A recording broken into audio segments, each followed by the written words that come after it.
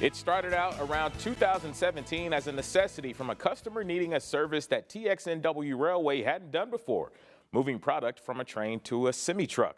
After some research and a leap of faith, the transloading process has turned into a big mover for TXNW and many ag producers in the area, reducing operating costs and easing highway congestion and emissions. I headed to Sunray to learn more.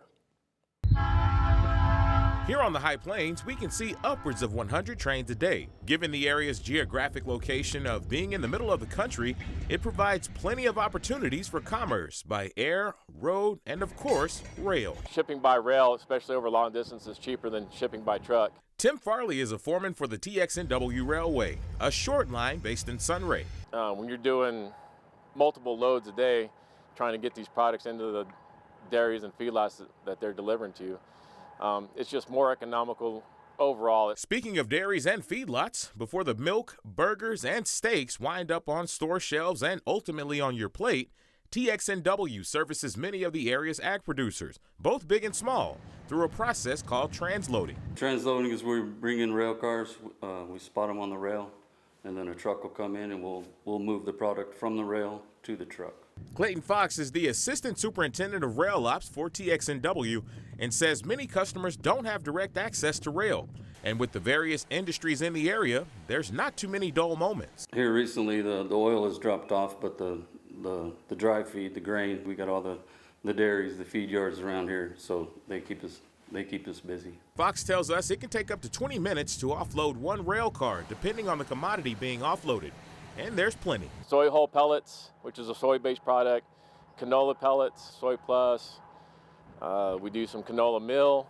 We do sodium bicarbonate, which is what we're doing today.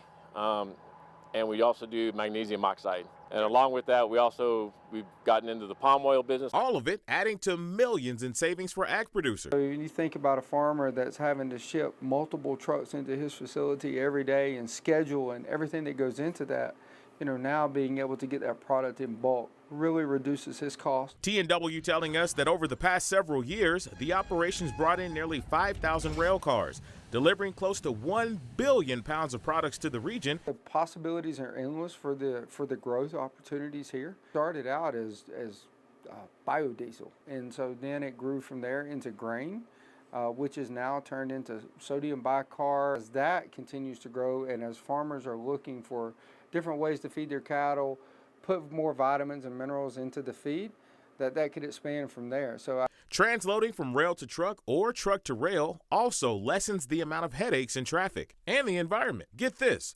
one rail car can take as many as 5 semi-trailers off the roads. In rail terms, that's about 400 trucks off of the highways per train. Removing that number of vehicles, the congestion, you get down towards Amarillo, Dallas, the bigger cities where trucks generally have to go. If you imagine if railroads were shut down, how many more cars, you wouldn't get anywhere. All of it for a cleaner, more efficient operation.